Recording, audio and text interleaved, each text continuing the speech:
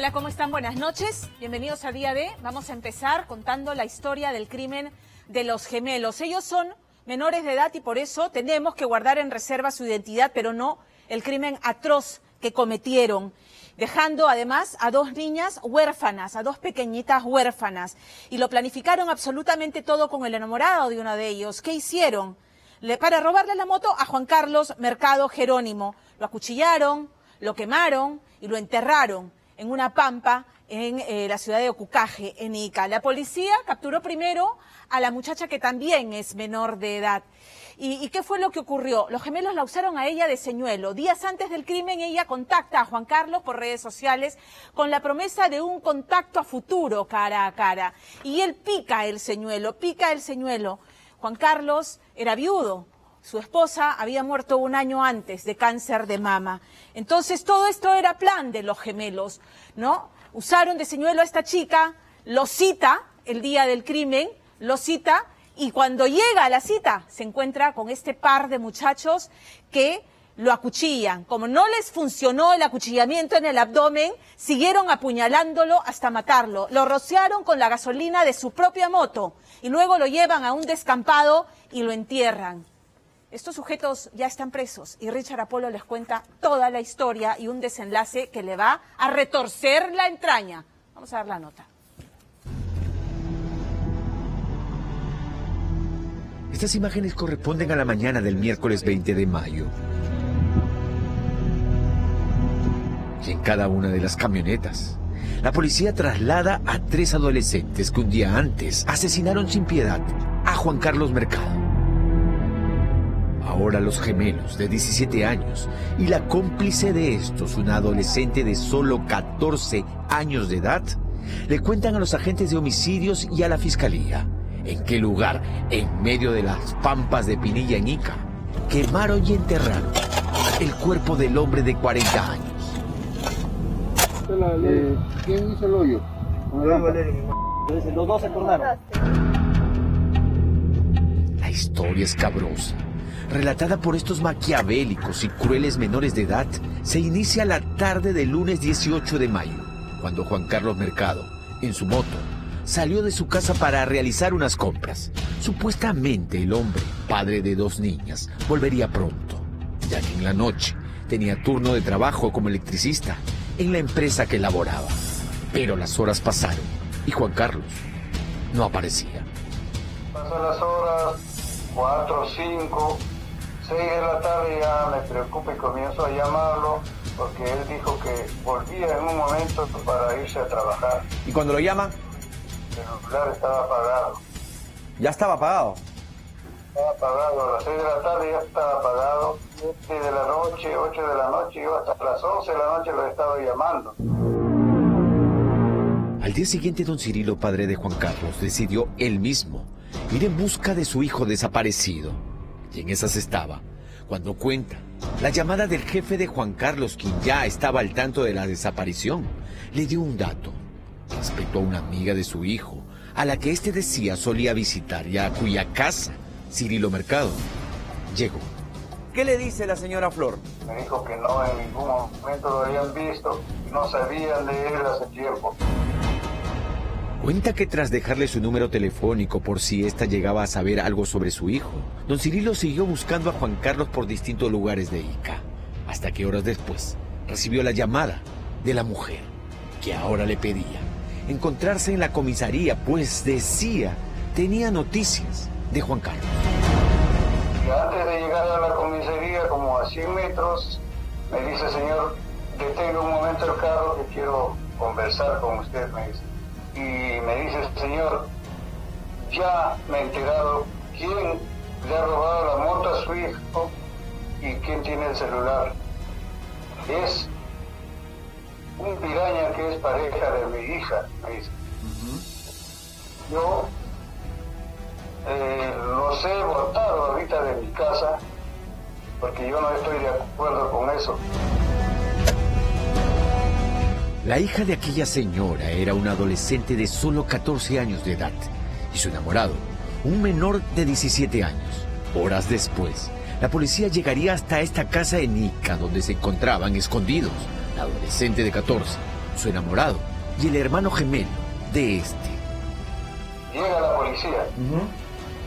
Entonces rodean la casa y entran, ingresan y encuentran a los gemelos ahí que estaban los dos. Esta fotografía corresponde a aquella noche del martes 19 de mayo y en ella se ve al adolescente de 14 y al lado de ella, sin polo y tatuados en varias partes del cuerpo, los gemelos de 17 años de edad. Uno de los gemelos, supuestamente el enamorado, le dice, no, yo quiero estar con ella, junto con ella, yo quiero protegerla. Entonces la policía no lo deja, lo tienen separados. Entonces le decía, no vayas a hablar, le decía, no vayas a hablar, no digas nada, le decía, no digas nada. Sin embargo, la verdad saldría a la luz de boca de la muchacha de 14 años, cómplice de los gemelos del mal, quien le dijo a la policía no solo cómo los gemelos armados de cuchillos asesinaron un día antes a Juan Carlos Mercado, sino además en qué lugar en medio de las pampas de Pinilla, en Ica, enterraron el cuerpo del hombre de 40 años de edad. Lugar a donde los detectives de la DIRINCRI, Ica, junto a la fiscalía, llegaron la noche del martes 19 de mayo. Tras el hallazgo del cuerpo de Juan Carlos Mercado, vino la detención de los gemelos del mal y la adolescente de 14 años, quienes ante la justicia no tuvieron más opción que confesar su horrendo crimen. Los hermanos dijeron que fue la adolescente de 14, enamorada y conviviente de uno de ellos, quien les propuso robarle la moto y sus pertenencias a Juan Carlos Mercado. Que fue ella quien los entró al citarlo con engaños la tarde del lunes 18 de mayo, cuando el hombre de 40 años fue en su moto al encuentro de la muchacha. El plan macabro estaba en marcha.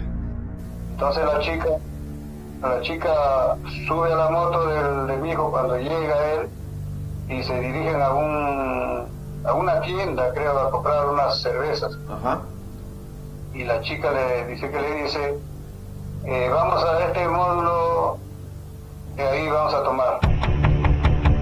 Aquel módulo fue ubicado en el caserío La Hacienda en Ocucaje, Ica, donde la policía capturó al trío maquiavélico, una vivienda al parecer de propiedad de la madre de los gemelos del mal, y en cuyo dormitorio, la noche del lunes 18 de mayo, Juan Carlos Mercado junto a la muchacha bebió un par de cervezas, sin saber que la muerte estaba a punto de alcanzar. Por la puerta posterior de la vivienda, tal como habían planeado, cuchillo en mano, los gemelos aparecieron en escena, y uno de ellos tomó del cuello a Juan Carlos y empezó a apuñalarlo. Entonces mi hijo se defiende y trata de quitarse de encima al que lo tenía del cuello, pero el otro interviene y lo comienza a apuñalar por el estómago. Ahí donde ya lo ultiman, lo tiran al suelo.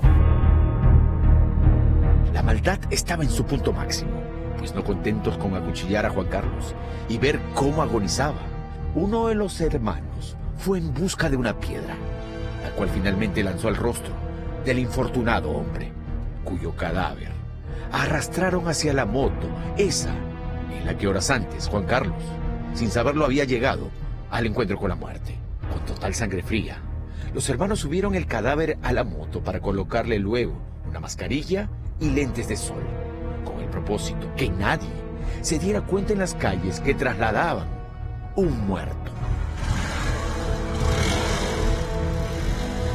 Se encontraron con una señora, pasaba por algún sitio en el trayecto y vio, entonces dice que dijo, bueno, estarán llevando un mareado o un borracho, lo están trasladando. Simplemente pasaron desapercibidos.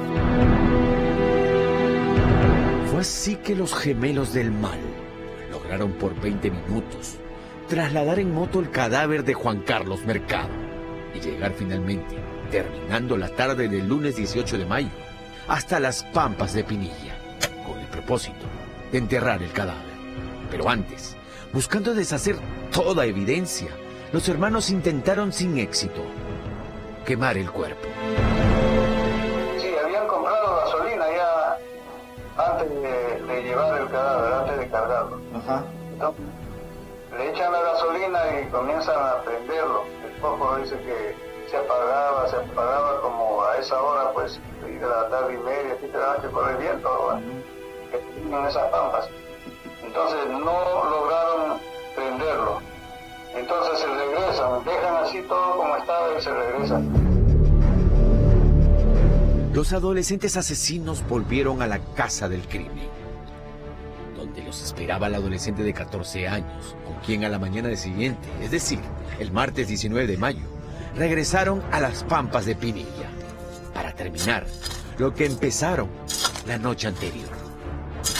Llegan y nuevamente dicen que comienzan a terminar de ubicar, enterrarlo. Ahí sí ya no tenían gasolina, sacaron de la moto y le volvieron a rociar y ahí sí le prendieron fuego. Ahí ya donde ellos comienzan a enterrarlo. Ahora, para enterrarlo, ¿lo entierran? ¿Hicieron un hoyo profundo o no? No, simplemente un hoyo de 40 centímetros. Así, semienterrado. Fue como los agentes de homicidios de la policía y la fiscalía encontraron el cuerpo de Juan Carlos Mercado, un hombre viudo y padre de dos pequeñas niñas, la menor de solo 6 años, cuyo cumpleaños Juan Carlos le festejó en octubre del año pasado. Y me da una indignación por la forma, la manera que lo han ultimado. Es muy triste. Indignación mezclada con rabia por parte de la familia de Juan Carlos y sobre todo por parte de su padre Cirilo Mercado crece cuando recuerdan lo declarado por los adolescentes, quienes dijeron que antes de acabar con la vida del hombre de 40 años, lo obligaron a decir la clave de su tarjeta, la misma que sustrajeron de su billetera y utilizaron luego para robar dinero de su cuenta bancaria. ¿Y logran sacar dinero, señor Mercado? Sí, dice que llegaron a sacar 1000 soles. Bueno, yo en primer lugar me siento muy triste. En segundo lugar, bastante, caramba, que le digo, un dolor profundo que haga lo que haga, no me van a devolver a mi hijo.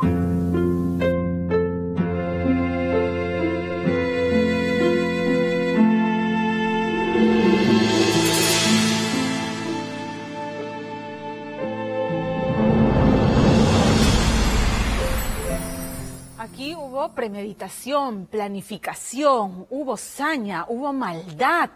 Y sin embargo, a pesar de todos estos agravantes, estos dos sujetos y su cómplice, porque ser todos menores de edad, van a ser juzgados bajo el Código del Niño y del Adolescente, que lo que busca, el fin último de protegerlo y no juzgarlo como adultos, como criminales, es resocializarlos, que puedan regresar y reintegrarse a la sociedad como personas de bien.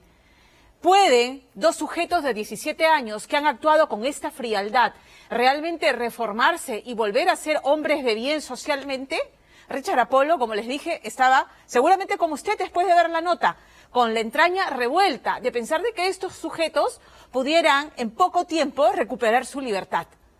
Porque ya les expliqué, es lo que manda la ley. Y por eso muchos reclaman que a partir de determinada edad se considerara bajar la edad bajo la cual se protege con el Código del Niño y Adolescente a los menores infractores, como se les llama.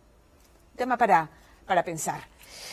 A ver, vamos con otro tema que de verdad lo retomamos porque es de necesidad retomarlo. La peor pesadilla de las víctimas del llamado monstruo de Chontalí se ha cumplido y ellas hoy día están aterradas. ¿A quién llaman el monstruo de Chontalí? La historia se las contamos aquí en Día D, a Felizardo Soriano, a este padre que fue capaz de atar a su hija a una viga para golpearla y luego someterla a tocamientos sexuales de los más perversos. Así lo sorprendieron los vecinos,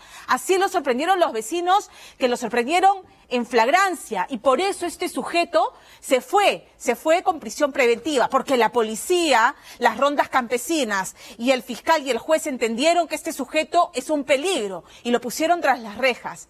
¿Qué pasó? Imagínense la sorpresa de la madre de la víctima, expareja de este sujeto, ahí está su fotografía, cuando abre la puerta de su casa hace un par de semanas y se encuentra con el sujeto dando vueltas por ahí, con Felizardo Soriano libre nuevamente. ¿Quiénes son los jueces y fiscales que tomaron esta decisión y por qué?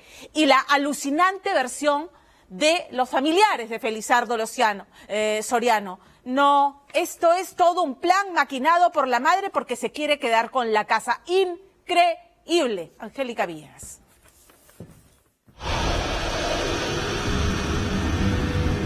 Estaba acá, señorita, ese día me entero que él había salido frente y él mirando, y aquí de esa esquina a mi casa, señorita, ¿qué hacía él parado aquí, señorita? ¿Qué hacía? Cuando menos lo creyó, ahí donde estaba parada, diagonal a su casa, esta mujer se encontró frente a frente con el padre de sus pequeñas, a ese mismo que creía en prisión tras denunciarlo por secuestrar, golpear y abusar de la hija de ambos hace un mes. Pero asombrosamente, una inexplicable resolución judicial había dejado en libertad al apodado monstruo de Chontalí, Felizardo Soriano, quien ahora, según la acusación, regresaba rondando a su víctima y viviendo a 3 casas de ella. En esta calle vive él, en esta calle. Felizardo Soriano Arias, te acuso directamente a ti que cualquier cosa que le pase a mi hermana, tú eres el único responsable. Eres un psicópata, enfermo, violador. ¿Por qué, si el apodado monstruo de Chontalí tenía prisión preventiva, fue liberado en medio del silencio de esta cuarentena?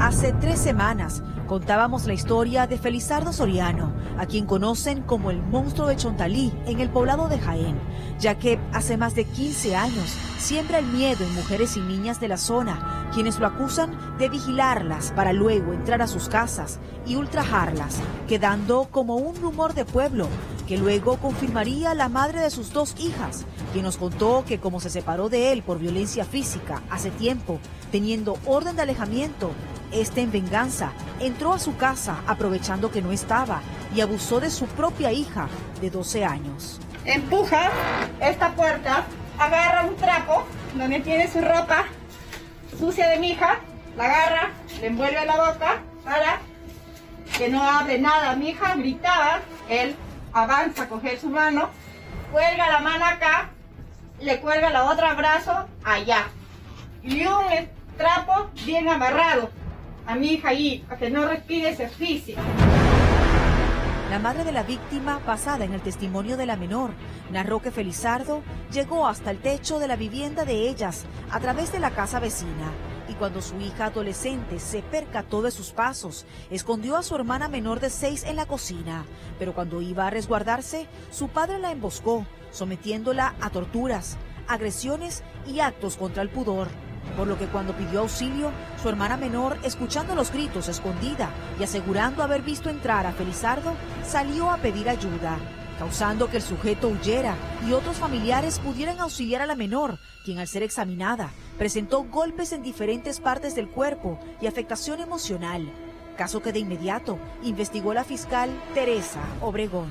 El efectivo policial que me comentó me dijo que la menor estaba en shock. Lloraba, temblaba. ¿Qué diligencias practican ustedes una vez que asumen la investigación del caso? La declaración de los testigos, entre ellos la hermana de la menor que estuvo en el momento de la comisión del hecho, estuvo en el inmueble, y de los testigos que llegaron y preguntaron cómo encontraron a la menor. En ese momento ustedes encuentran elementos contundentes que permitan confirmar la culpabilidad del padre de la niña. Hemos tomado la entrevista única de la agraviada. Fueron 3 delitos que se investigaron y se imputaron a la persona: agresión contra integrantes del grupo familiar, en primer lugar, posteriormente contra el pudor en la modalidad de actos de connotación sexual, y el tercer delito era robo agravado en grado de tentativa. Entonces no pudiéramos pensar que faltó llevar a cabo más investigaciones para confirmar la culpabilidad del padre de la niña en la denuncia que ella le hacía. Consideré que tenía elementos y ha sido acogido por el juez. Y sí hay elementos de convicción, a mi criterio. Le otorgaron la prisión preventiva. Es decir, el juez declaró fundado la prisión preventiva por 9 meses. En esta investigación, la fiscal incluía además el historial de denuncias por actos contra el pudor que tenía Felizardo en las rondas campesinas y consignó el resultado del informe médico legista practicado a la víctima, que revelaba lesiones contusas recientes por acción directa en área extragenital, conllevando a que Felizardo finalmente fuera trasladado a un penal de Jaén a mediados de abril. Pero, sorprendentemente, la semana pasada, la madre de la menor, desesperada, nos llamó para informarnos que se había enterado que Felizardo estaba en libertad. Yo me siento mal, necesito justicia. A mí me dijeron, y luego después yo salgo y no veo a señorita allí. No, pues señorita, no puede ser posible que este hombre salga. Él de hecho, no solamente tiene 3 alumnos, tiene más denuncias con personas, hasta con su misma familia. Dame miedo. ¿Por qué Felizardo hoy estaba libre? Como la madre de la víctima tenía problemas para conectarse a internet por lo lejano del lugar donde vive y como estaba muy nerviosa, la tía de la menor nos explicó que desde un principio el proceso estuvo lleno de irregularidades porque los parientes de la niña jamás tuvieron acceso a saber cómo marchaba legalmente el caso. ¿Cómo se enteró tu hermana de que este hombre estaba en libertad? Ella sale a comprar y le ve rondando su casa y se queda en shock como cualquiera, señorita. ¿Qué? ¿Pero este no estaba encerrado? ¿Cómo es posible que le dejen libre? Llama al abogado y le dice, doctor, ¿qué ha pasado? No, señora, le dice, no, él ha salido libre por orden del presidente, no es por nuestra culpa, allí no hay nada que hacer. Pero ¿cómo así por orden del presidente? Si en realidad cada proceso lleva su investigación. Porque justamente estaba saliendo esta ley de que los presos que no tenían sentencias, supuestamente, iban a salir libres. ¿Pero quiénes habían dejado en libertad a Felizardo? Todo comenzó porque cuando su abogado apeló, el caso pasó al fiscal superior Gilmer Jara, quien presuntamente no supo acusar de manera efectiva por falta de información sobre el caso, según lo investigado por la periodista de la zona Maritza Martínez, quien llevó el caso desde un inicio. El expediente en sí del caso de la niña es remitido de la Fiscalía Provincial, no me acuerdo si fue jueves o viernes, pero a la siguiente semana, el martes, era la audiencia de apelación, se llama, que ya es vista por jueces superiores. Sin embargo, el lunes por la noche, creo, bueno, esto no se puede confirmar, el fiscal superior habría estado recién pidiendo el expediente. Ni siquiera se habría dado cuenta que el expediente, este caso delicado, estaba ya en su despacho. Así, en la soledad de la cuarentena, saldría esta resolución que dejaba en libertad a Felizardo Soriano, acusado de abusar de su propia hija, donde según la familia de la víctima, los jueces Emiliano Sánchez, Cipriano Puriguamán y Harold Ortiz, por unanimidad, decidieron levantar prisión, alegando que las contradicciones entre la víctima y su hermana de 6 sobre el lugar donde habían visto al acusado le quitaba fuerza a la denuncia, indignando a la familia. Las pruebas que tengo son contundentes. Su declaración de mi hija. Vinieron la policía, la encontraron amarrada, forrada. Le preguntaron que quién era, hizo esto. Dijo que su padre hizo. ¿Que no lo creen a una niña? ¿Entonces lo van a creer al delincuente? Ahora, fíjate que leyendo la resolución han indicado que tanto la víctima como la hermanita que estaba con ella en el lugar de los hechos manejan contradicciones y en eso se han basado para indicar que ellas no están muy claras de lo que habría ocurrido. En ningún momento ha habido contradicción. Ella ha contado tal conforme es, pero sí, de repente en nerviosismo, de miedo, mi sobrina debió declarar mediante cámara GESE. Sin embargo, cuando ella se dio cuenta que este sujeto violador estaba detrás de ella, no podía hablar, tenía miedo, temblaba de miedo. ¿Cómo es posible que ellos hagan una declaración a una menor de edad sin el respectivo protocolo. El abogado de Felizardo, en medio de su defensa, revela que la víctima y la hermanita que estaba con ella, que es testigo, no manejan concordancia en lo que explican sobre el lugar donde estaban el día de los hechos y sobre lo que habría ocurrido. Si son una niña apenas de 6 años y estaba en estado de shock, con las justas pudo decir y pedir ayuda a un familiar cercano. Había otro elemento considerado por los jueces para dictarle libertad a Felizardo, pues mencionaban que si bien la víctima decía que su padre la había tocado, no podía confirmarse un tocamiento indebido, porque se desconocía si se producía mientras la amarraba por accidente. A lo que parientes de la menor responden que muestra de lo ocurrido es su nivel de afectación emocional, revelado en un primer examen, lo cual supera, según ellos, cualquier pericia física.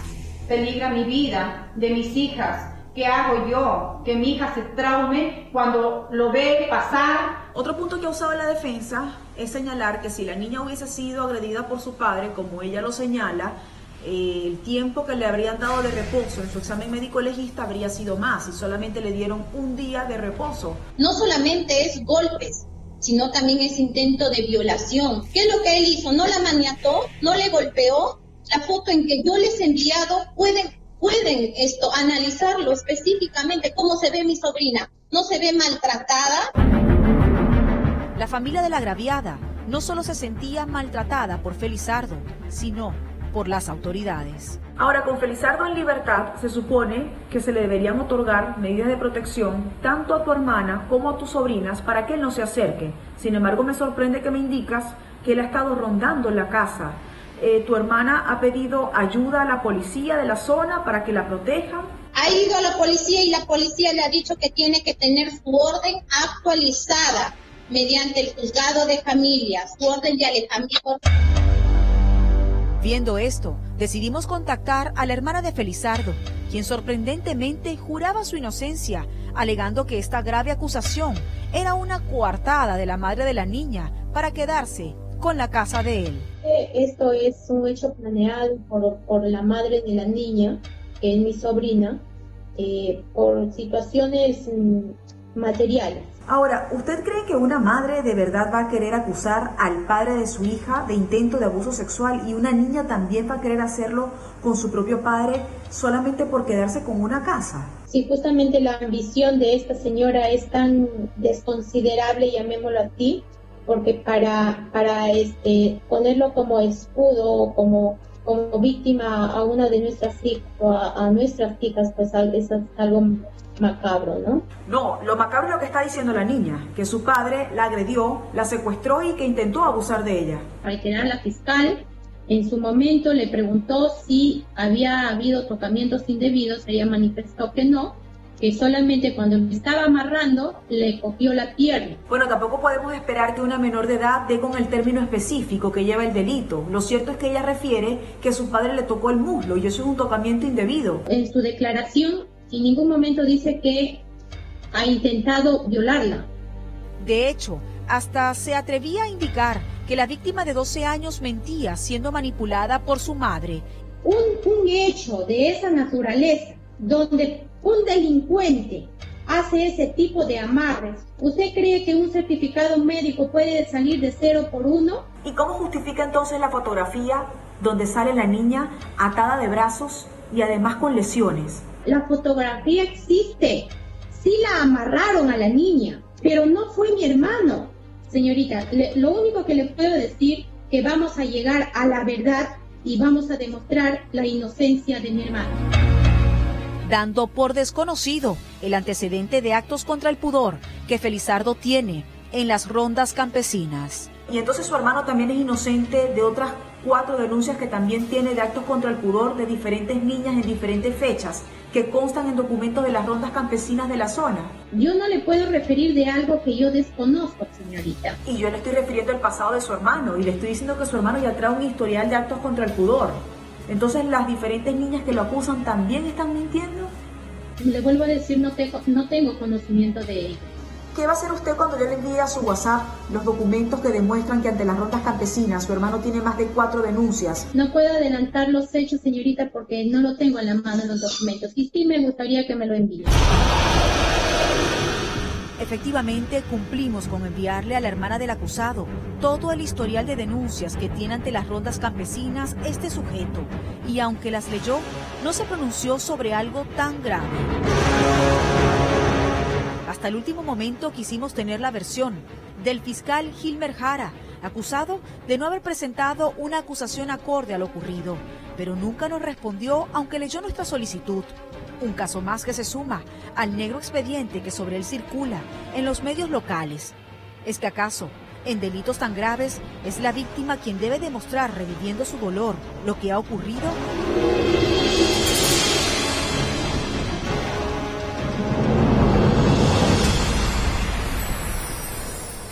La norma que busca el deshacenamiento de los penales y que todavía está en discusión, ojo, porque eso todavía no está oleado, desagramentado, lo que busca es aquellos procesados, o sea, reos sin sentencia, que es el 30% de la población penal, que no podrán recuperar su libertad en vista de la pandemia, siempre y cuando el delito cometido o el presunto delito cometido no suponga su libertad un riesgo social.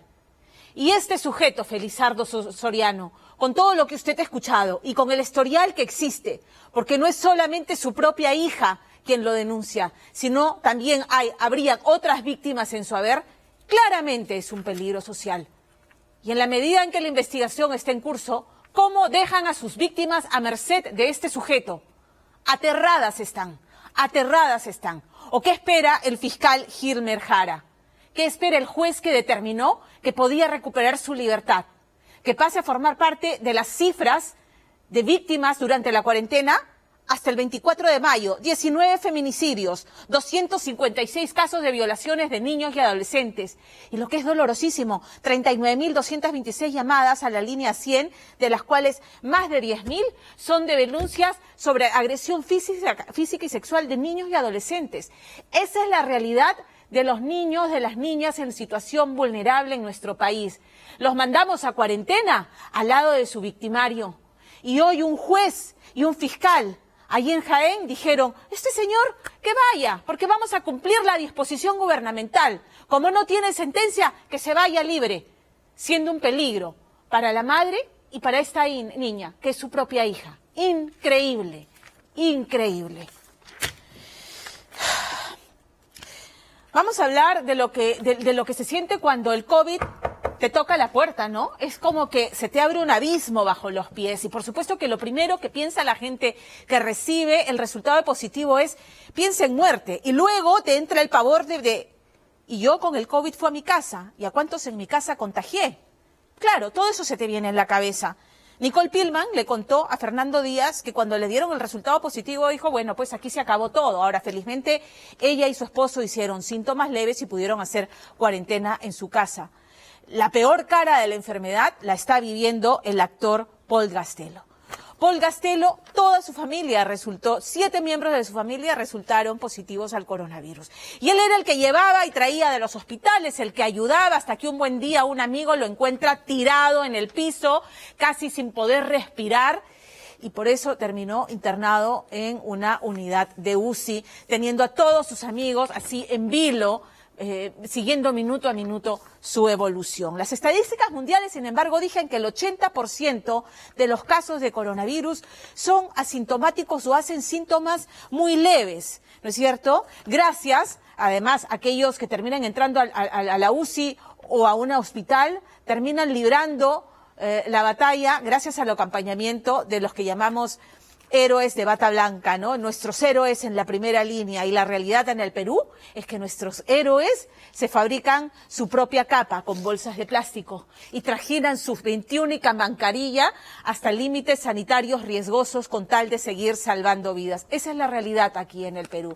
En tema de tratamiento, hay marchas y contramarchas e incluso disensos dentro de la comunidad científica. La última disposición de la OMS ha sido retirar de los ensayos clínicos mundiales del proyecto Solidarity, en el que participa el Perú, la hidroxicloroquina, porque hay estudios publicados en una revista científica muy prestigiosa, The Lancet, que señalan que hace más mal que bien, porque los efectos secundarios son al corazón y podría ocasionar la muerte. Sin embargo, hay disensos y aquí en el Perú se continúa usando en el llamado PAC COVID. Así que Fernando Díaz aborda todos estos temas con gente que sobrevivió al coronavirus y le cuenta que la batalla es posible.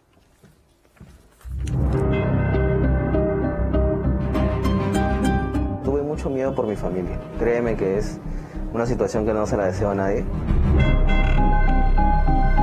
Todos los días vemos noticias de muertes, y a uno mismo lo pone pero mal, te pone nervioso, porque dice, Dios mío, si me pasa, me moriré, que nada más. Lo que hago en ese momento es decir, Paul, tío, ¿me escuchas? No me contestes, solamente dime con alguna seña si me entiendes.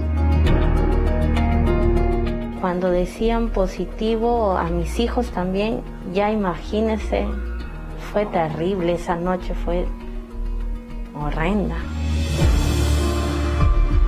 Y lo que hemos sido dados de alta, ¿qué, no? ¿Qué ha pasado? ¿Qué es de ellos? ¿Cómo están? ¿Cómo siguen con sus vidas? En el mapa del COVID-19 nunca brillan las buenas noticias. Los números de contagiados son tan apabullantes, los de fallecidos más espantosos todavía y con miles de ceros a la derecha, que nos impiden siquiera observar a todos aquellos sobrevivientes de una pandemia sin precedentes. Le agradezco mucho a Dios porque Dios me ha dado la vida por segunda vez. Me da otra oportunidad de seguir acá, ¿no? Porque no le deseo a nadie, es horrible, es horrible. Al menos mientras yo vivo sola acá, no, estás sola, no tienes, no cures a nadie, no tienes a quien decirle, a quien no apoyo de nadie. Y si estás con esa enfermedad te aíslan, no ves a nadie, peor, con el nervio, el temor, imagínense. Detrás de esos 164.400 contagios y más de 4.500 muertos están también los casi 70.000 pacientes que un sistema de salud colapsado, famélico e indigente ha logrado devolver a la vida. Y usted viene a los señores contentos, se van a su casa ya recuperados. Tú lloras ahí, todo, tú ves llantos, emociones, llantos, si sea tu familiar o no. Cuando tú ves una persona de edad irse a su casa o cualquiera que haya superado, todos aplauden, sienten emociones como si fueran realmente tu familia. Fueron esos mismos médicos con sus mascarillas Bamba, aquellas enfermeras con sus batas hechas con bolsas plásticas, los que han conseguido arrebatarle víctimas al coronavirus, demostrando que si se actúa a tiempo, las posibilidades de recuperación son mayores, que un segundo separa la vida de la muerte, tal como le ocurrió al actor Paul Gastelo, trasladado de emergencia en una ambulancia, un viaje angustiante, cuando la presión del oxígeno disminuyó en pleno trayecto. Y veo que Paul, iba consciente, pero ya empiezo a notar un poco de un cambio de tonalidad de repente en sus pómulos, ¿no? El mundo enfrenta desde hace 5 meses a un virus aún desconocido, que ha partido en dos a la comunidad científica, pues no encuentra todavía consenso sobre el uso de medicamentos solos o combinados, como la cloroquina, la hidroxicloroquina, la ivermectina, la acitromicina, la prednisona o el remdesivir. El médico científico es el que pone los pocos conocimientos al arte de atender al paciente. ¿Y qué tiene uno que hacer? Uno tiene que buscar un arma, pues. Si yo tengo acá, tengo que buscar un arma para destruir al virus. Y de hecho ahora, tanto para la hidroxicloroquina como para la ivermectina, efectivamente no hay información a su favor. Todos son observaciones empíricas. Lo que se está usando ahora es un medicamento que es la hidroxicloroquina, pero con la ivermectina, que son dos medicamentos que ambos tienen estudios clínicos y tienen estudios in vitro que demuestran que ambas drogas matan a este virus. Esta semana, la OMS lanzó una alerta mundial recomendando suspender el uso de la hidroxicloroquina, medicamento para el lupus y la malaria, que aplicado en pacientes con COVID-19 podría desencadenar la muerte por paro cardíaco. Recién sabemos desde hace algunas semanas que el COVID no solamente es una enfermedad respiratoria, sino es una enfermedad que ataca al sistema cardiovascular, a las arterias del cuerpo. ¿Por qué? Porque se han encontrado, haciendo las autopsias de cadáveres, se ha detectado claramente de los cadáveres que en los casos graves hay trombosis diseminada en todo el cuerpo, microtrombosis, que son coágulos patológicos chiquitos. Un reciente estudio aplicado a 81.000 pacientes ha descubierto que un 16% de los fallecidos usaron cloroquina y un 18% de los muertos recibieron dosis de hidroxicloroquina.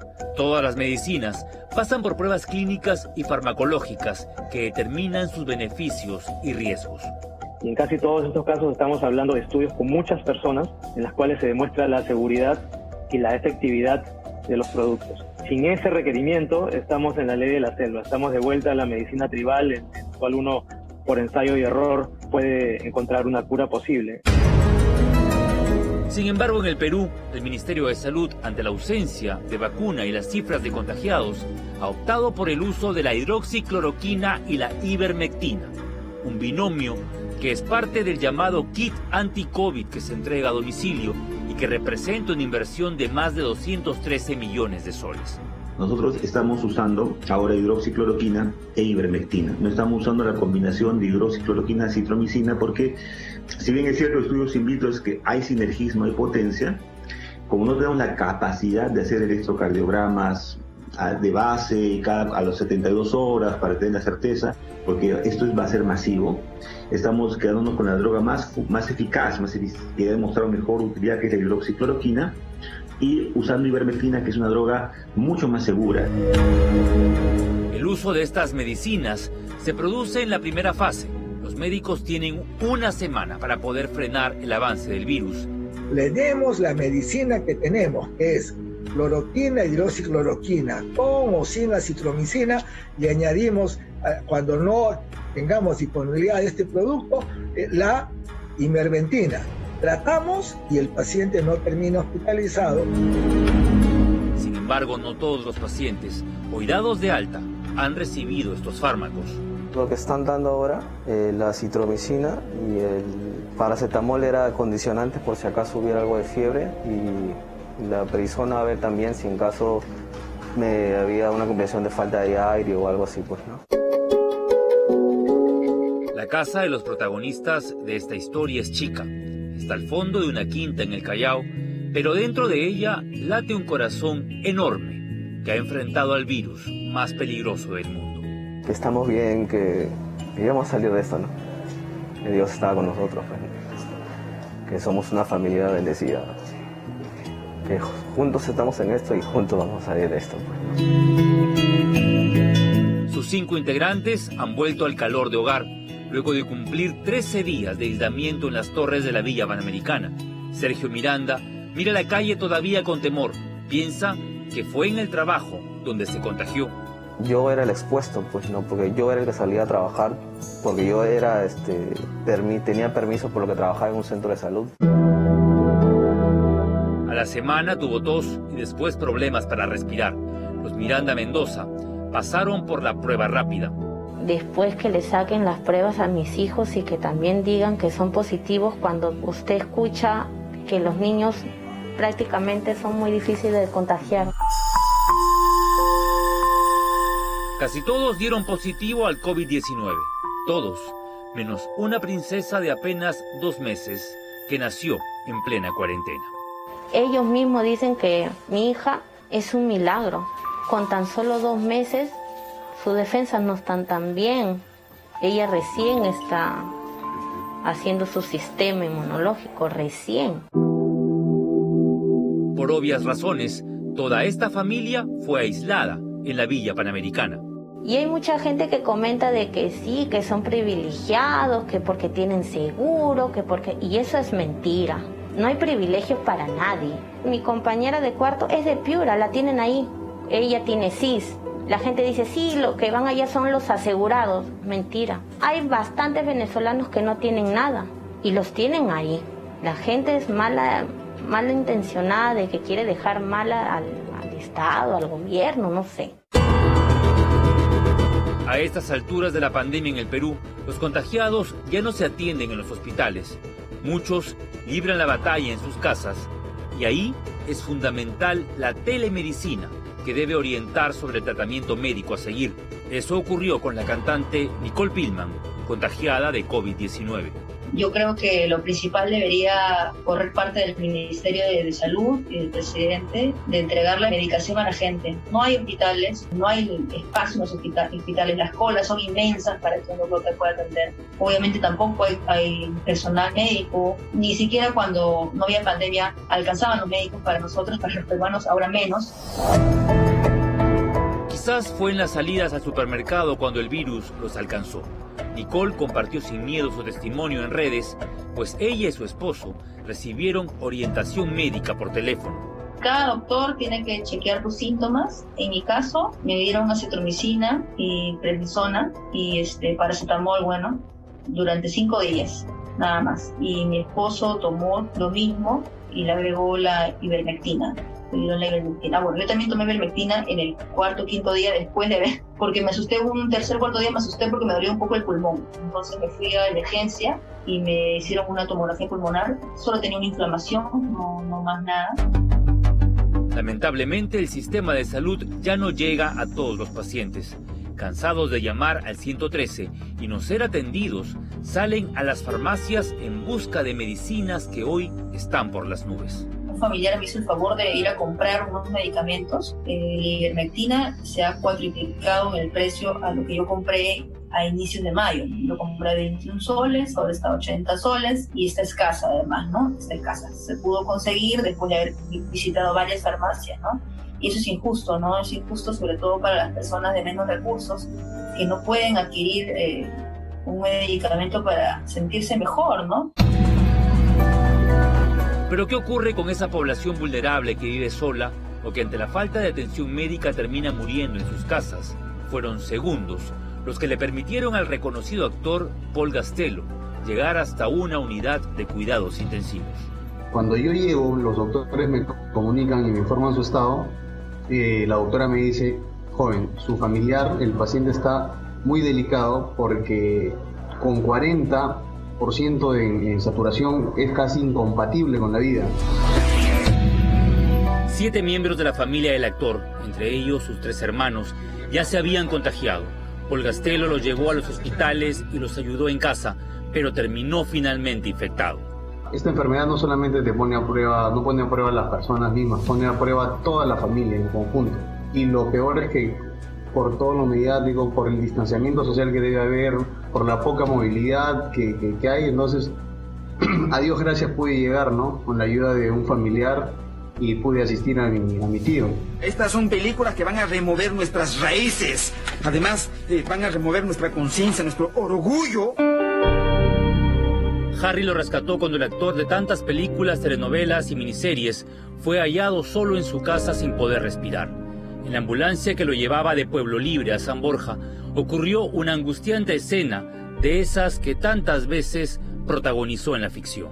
Lo que hago en ese momento es decir: Paul, tío, ¿me escuchas? No me contestes, solamente dime con algunas señas si me entiendes. Me indica que sí. Yo le digo: quiero que me ayudes, quiero que empieces a respirar y que así, literalmente chupa aire, quiero ver que tus pulmones se inflen y quiero que empieces a respirar profundo, quiero que me ayudes de esa manera, vamos. Entonces tocándole el hombro y alentándolo, increíble, en la segunda más o menos exhalación es donde empiezo a ver que los valores del oxímetro empiezan a subir y era una alegría mezclada con angustia. Con la fuerza de su familia y sus amigos, Paul Gastelum va recuperándose lentamente. Justo en plena entrevista llamó el doctor para dar buenas noticias. En este momento me está llamando, si no me equivoco, el doctor para darme el informe actual de Paul. ¿Te parece? Hola. Buenas tardes. Buenas. ¿Tu familiar, señor Gastelum? Sí, él habla, Harry Gastelum. Él se encuentra totalmente sedado. Estoy seguro de que Paul se tiene que levantar.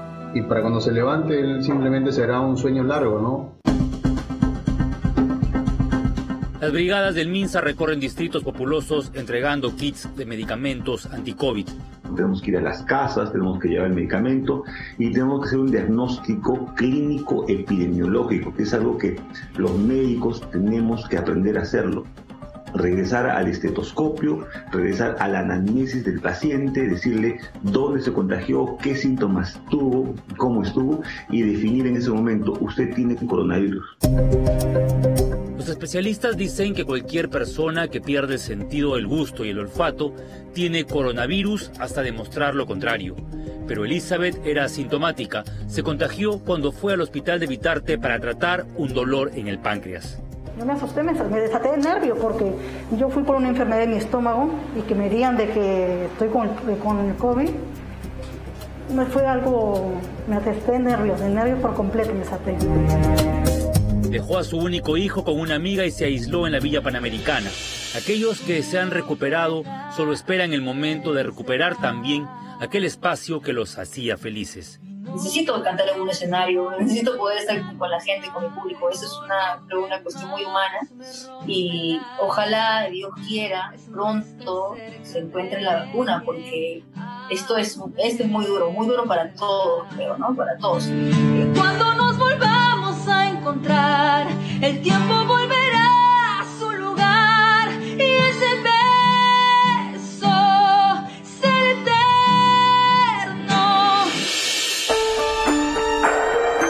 El coronavirus no es sinónimo de muerte. Su impacto es enorme justamente por la facilidad del contagio. La hidroxicloroquina y otras medicinas no son infalibles, pero es lo único a lo que se aferran los médicos peruanos. La polémica puede esperar, la vida de miles, no.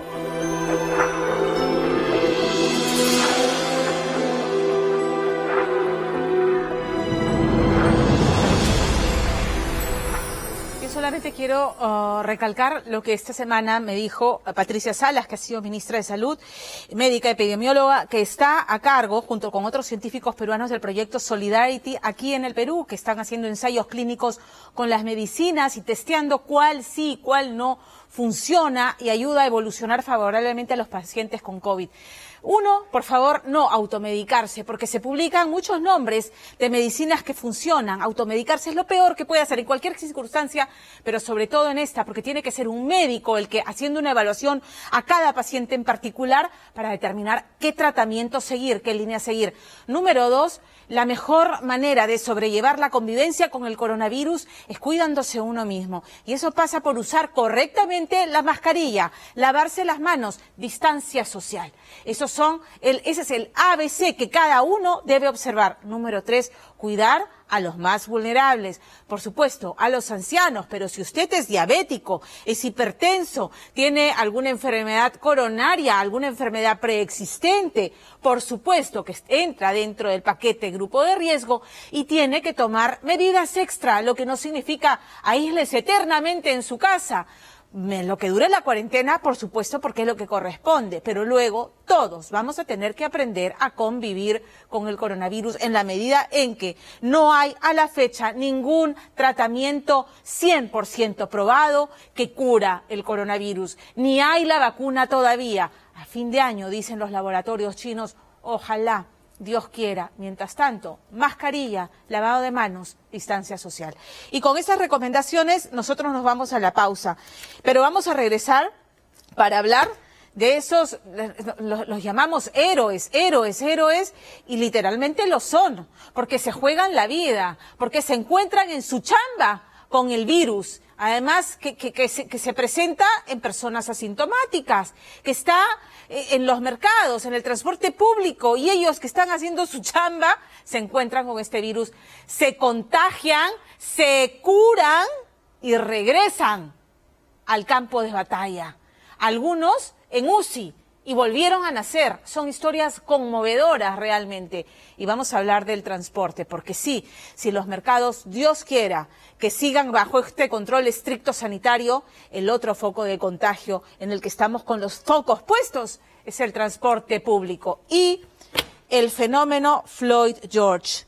no puedo respirar. Esa frase retumba como un eco en todos los norteamericanos que en 50 ciudades de Estados Unidos han salido a protestar y han ocurrido hechos de saqueo, de vandalismo en medio de las protestas, reclamando por una pandemia histórica en Estados Unidos. La otra pandemia, el racismo. De eso vamos a hablar también aquí en Día D. Tengo, antes de ir a la pausa, mensaje de nuestro auspiciador. ¿Saben cuál es la mejor cuenta para recibir el abono de tu AFP? La nueva cuenta simple 100% digital de Interbank. Tú y tu dinero más seguros. Tus fondos estarán libres de cobros de deudas o comisiones y podrás disponer de tu dinero y hacer tus operaciones desde Interbank App, la aplicación de Interbank, sin ir al banco y sin tarjeta. Abre tu cuenta simple 100% digital en un minuto en interbank.pe. Y con esto, rapidito, así se pasa la pausa. Regresa aquí, Día D. Esta noche, en Día D, fueron los primeros en enfrentar la crisis en calles y hospitales, pero acabaron internados y en estado crítico tras dar positivo a la prueba de COVID-19. Hoy completamente recuperados, vuelven al ruedo para seguir luchando contra un enemigo invisible. Además, las medidas obligadas para evitar nuevos brotes de coronavirus en el transporte público y las opciones seguras para llegar a nuestros destinos sin contagiarnos a bordo. Gran parte de la flota vehicular de transporte público son vehículos pequeños. Entonces lo que se está haciendo es limitar el aforo y generar condiciones de limpieza y desinfección. Quédese en Día D.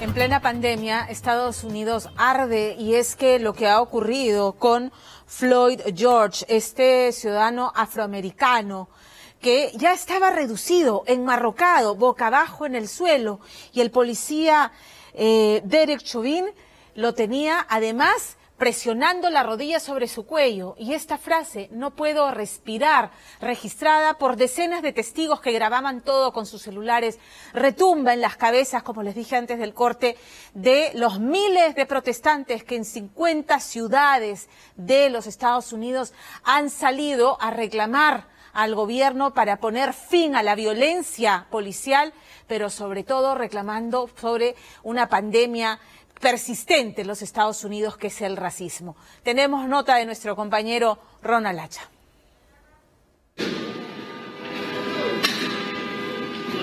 ¡No! Después de una noche de caos con incendios de autos policiales, vandalismo, saqueos y disturbios que se apoderaron de las calles de Miami, principalmente del centro comercial Bayside, el sábado con las protestas por la muerte del afroamericano George Floyd, y que el domingo cientos de manifestantes continuaron protestando, dando vueltas por el downtown de Miami. El resultado de estos enfrentamientos terminaron en arrestos. Tenemos de los 57 arrestos, 13 viven en la ciudad de Miami. Tenemos uno que vive en Michigan, otro que vive en Georgia, 2 de Nueva York, 3 de Minnesota. Los cantan los turistas, pero no para que vengan y hagan daño aquí en nuestra ciudad. Las autoridades también pudieron identificar ciertos elementos que destruyeron autos que mostraban consignas sandinistas y chavistas. Hay pruebas y también hay películas de una persona que traía y estaba enarbolando la bandera con la voz y el martillo. El alcalde de Miami, Francis Suárez, hizo un llamado a la protesta, pero pacífica, y junto con líderes religiosos locales condenaron los delitos cometidos y el abuso policial. Yo fui uno de los votos para votar un jefe que implementó una política que resultó en la muerte de 7 afroamericanos en un año en la ciudad de Miami. Por su parte, yo me quedo en casa. Hace Head and Shoulders, Similac 3 Kit. Interbank, es tiempo de ir por más.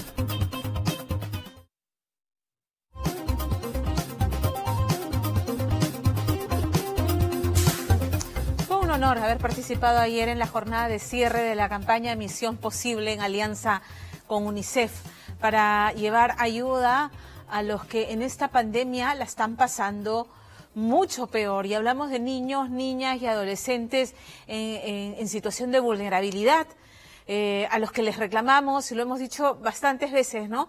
Distancia social, lávate las manos en esta cuarentena para protegerse del coronavirus, y le estamos pidiendo eso a niños que a veces pues ni siquiera tienen agua en sus casas, menos un jabón.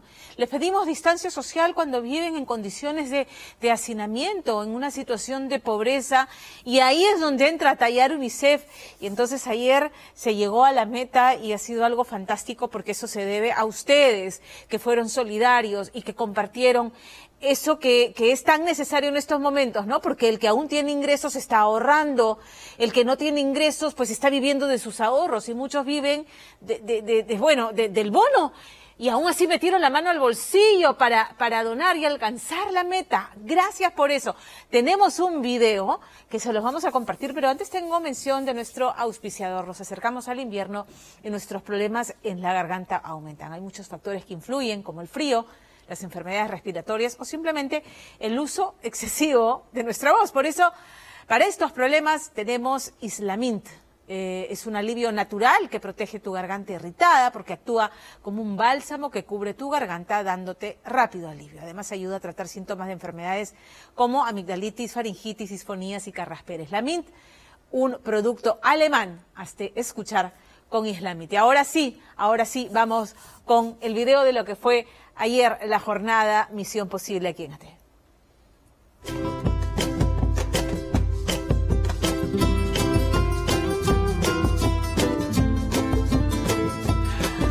Con este programa especial llega a su fin la campaña Misión Posible, esta campaña que les hemos enseñado a ustedes muchísimas veces, esta iniciativa de UNICEF y ATV, que ha tenido dos objetivos, que les voy a contar. Primero, hacer visible el impacto del COVID-19 en la vida de las niñas, niños y adolescentes. Y segundo, yo creo el más importante, apelar a tu solidaridad, a la solidaridad de todos los peruanos y todas las peruanas, para poder llevar kits de higiene y kits de apoyo educativo y psicosocial a las comunidades indígenas, amazónicas y a todos los barrios urbanos y periurbanos, que la verdad más nos necesitan.